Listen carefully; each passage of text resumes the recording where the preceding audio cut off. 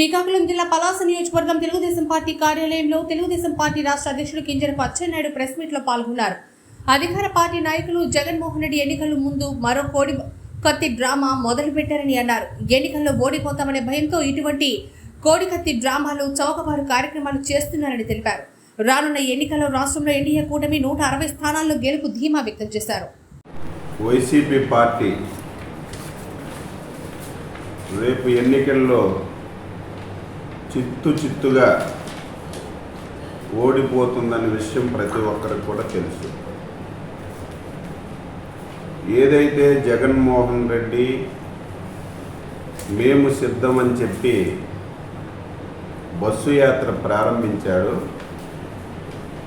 Bus యాత్ర తుస్సు యాత్రగా మారిపోయింది. నాకు తెలిసి బస్సు యాత్రకి వీళ్ళు ఖర్చు పెడుతున్నటువంటి డబ్బు చూస్తే కళ్ళు బైర్లు గమ్ముతున్నాయి. వేలాదిగా బస్సులు పెడుతున్నారు, వచ్చిన వాళ్ళకి డబ్బులు, మందు, బిర్యానీలు ఇస్తున్నారు. ఎంత డబ్బులు ఖర్చు పెట్టినా సరే ప్రజలు సభలకి రాకపోవడం ప్రతి ఒక్కరూ చూస్తున్నారు. అందులో భాగంగా నిన్న అమరావతి ప్రాంతంలో బస్సు యాత్ర జరిగింది. 3500 బస్సులు పెట్టారు. ప్రతి ఒక్కరికి డబ్బు, మద్యం, బిర్యానీ ప్యాకెట్ ఇచ్చినా సరే అమరావతి ఏరియాలో జరిగినటువంటి బస్సు యాత్ర టోటల్గా ఫెయిల్ అయింది. ఒక్కసారి జగన్మోహన్ రెడ్డి బెంబేలెత్తిపోయి ఏంటి పార్టీ పరిస్థితి ఇంత దారుణంగా తయారైందని చెప్పి కొత్త డ్రామాకి తెరలేపారు. ఆ డ్రామే నిన్న రాళ్లతో కొట్టారు, దాడి చేశారని చెప్పి డ్రామా ఆడారు. ఎంత పెద్ద డ్రామా అంటే, ఎంత పెద్ద నటుడంటే, రాయి తగిలిందని చెప్పి జస్ట్ కాటన్తో క్లీన్ చేసుకొని బస్సు యాత్ర ప్రారంభించాడు. 2-3 గంటల తర్వాత ఇంటికి చేరి మళ్ళీ హాస్పిటల్కి వెళ్ళి డాక్టర్కి చూపించుకున్నాడు.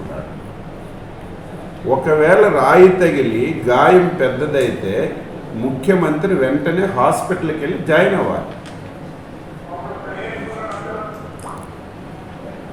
మొత్తం ఒక ప్లాన్ ప్రకారం నిన్న ఎపిసోడ్ అంతా జరిగింది. దాడి జరిగిందని చెప్పి ప్రచారం జరిగినటువంటి ఒక్క నిమిషంకే క్యాట్ బాల్తో కొట్టేశారని చెప్పి బ్లూ మీడియా మొత్తం ప్రచారం చేసింది. దాడి జరిగిన 10 నిమిషాలకే ప్రతి ఒక్కడి చేతిలో ఒక ప్లే కార్డు పట్టుకొని ఇది చంద్రబాబు నాయుడు చేయించాడని చెప్పి ధర్నాలు, రాస్తారోకాలు చేశారు. నేను అడుగుతున్నాను, జగన్మోహన్ రెడ్డి, ఈ ప్రభుత్వం ఎవరిది? నీ పర్యటనలో 3 గంటలు పవర్ కట్ అయింది. పవర్ కట్ 3 గంటలు అయ్యేటప్పుడు ఆల్టర్నేటివ్ అరేంజ్మెంట్స్ ఎందుకు చేసుకోలేదు? పోలీసులు రోప్ పార్టీ ఏమైంది? ఎంతమంది సెక్యూరిటీ ఉంటే, ఇంత పెద్ద ఎపిసోడ్ జరిగితే క్యాట్ బాల్తో కుట్టారని చెప్పి మీరు చెప్తుంటే వీళ్ళందరూ ఎందుకు అక్కడ కొట్టేవాడిని పట్టుకోలేకపోయారని చెప్పి నేను అడుగుతున్నాను. ఇది ఒక డ్రామా. ఎన్నికల్లో వైసీపీ పార్టీ లేచిపోయింది. ఇట్టి పరిస్థితిలో గెలిచే ప్రశ్నే లేదు. ఎన్డీఏ భాగస్వామ్యానికి 160 స్థానాలు వస్తాయని చెప్పి ప్రతి ఒక్క సర్వే కూడా చెప్తుంది.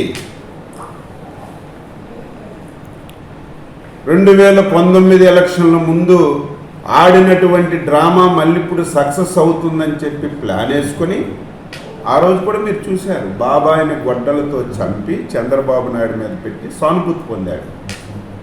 విశాఖపట్నం ఎయిర్పోర్ట్లో కోడికత్తితో పొడిపించుకొని ఆ రోజు సానుభూతి పొందాడు. ఈరోజు మళ్ళీ ఏదో ప్రతిపక్షం వాళ్ళు నాకు హత్యా ప్రయత్నం, సాక్షి పేపర్ చూస్తే సిగ్గేస్తుంది. అది పేపరా? అసలు పాత్రికేయ ఏమాత్రమైనా సరే జ్ఞానం ఉన్న వాళ్ళు ఎలాగైనా రాస్తారా? దాని మీద అంట హత్యా ప్రయత్నం అంట. కొంతమంది కుక్కలు చంద్రబాబు నాయుడు స్పందించడం లేట్ అయ్యిందని చెప్పి, చంద్రబాబు నాయుడు గారు దీన్ని ఖండించడం ఆలస్యమైందని చెప్పి కొన్ని కుక్కలు మొరుగుతున్నారు. ఈ సంఘటన జరిగినప్పటికీ చంద్రబాబు నాయుడు గారు విజయవాడ నుంచి హైదరాబాద్ ఫ్లైట్లో ఉన్నారు. ఆయనకు కూడా తెలియదు. దిగిన వెంటనే తెలిస్తే వెంటనే స్పందించారు. పోలీసులు వైఫల్యం ఇది. పోలీసులు ఒకవేళ ఇది జరిగి ఉంటే ఎందుకు పట్టుకోలేదు, ఎవరి వల్ల జరిగింది అని చెప్పి నీ పోలీసులు కరెంటు పోయిందంటే నీ ఏఈలు, నీ ఎస్సీలు, నీ డిఈలు, నీ ఇంటెలిజెన్స్ మొత్తం టోటల్గా నువ్వు నీ చేతిలో పెట్టుకొని సిగ్గు లేకుండా చంద్రబాబు నాయుడు మీద, ప్రతిపక్షాల మీద నువ్వు దాడి చేస్తావు. నేను అడుగుతున్నాను, జగన్మోహన్ రెడ్డి, మేము ప్రజాస్వామ్య వాదులం కాబట్టి, ప్రజాస్వామ్యాన్ని నమ్మాం కాబట్టి నీ మీద దాడి జరిగినా జరగకపోయినా ఖండించాము మేము. చంద్రబాబు నాయుడు మీద 5 సంవత్సరాలు ఎన్నిసార్లు మీరు దాడి చేశారు? చెప్పులు ఇసిరారు, రాళ్లతో కొట్టారు. ఆ రోజు ఏమంటారు? భావ స్వేచ్ఛ ప్రకటన ఎవరైనా ఇసురుకోవచ్చు అని చెప్పి డీజీపీ మాట్లాడారు. ఒక్కరోజే నువ్వు ఖండించావా? సిగ్గుందా చంద్రబాబు నాయుడు గారు ఖండించలేదని చెప్పి మాట్లాడడానికి? ఇది ప్రజలు అసహించుకుంటున్నారు. ఈరోజు తెల్లవారి సోషల్ మీడియా చూస్తే అసహించుకుంటున్నారు.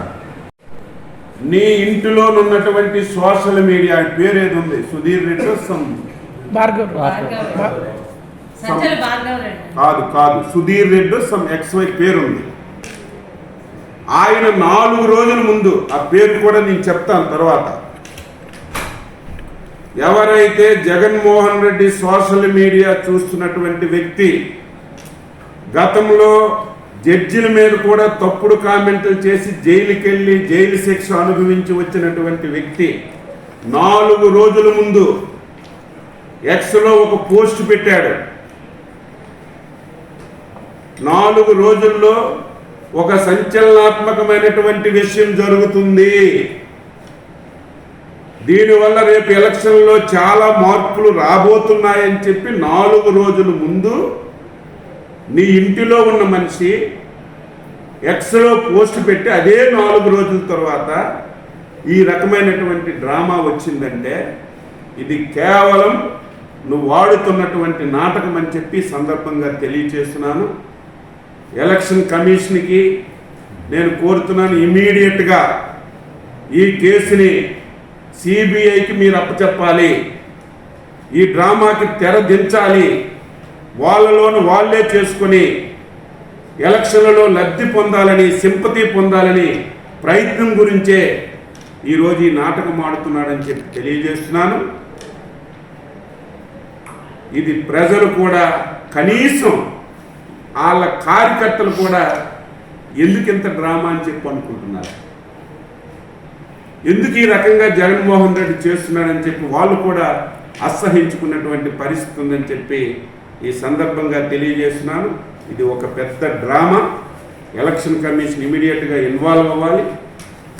ఎవరైతే బాధ్యులైనటువంటి పోలీస్ ఆఫీసర్లు ఉన్నారో, ఈరోజు విజయవాడ సిపి కాంతిరాణ టాటా కానీ, ఈరోజు డీజీపీ కానీ, ఇంటెలిజెన్స్ జీసీ కానీ, వీళ్ళందరూ బాధ్యులు, నీ మనుషులు.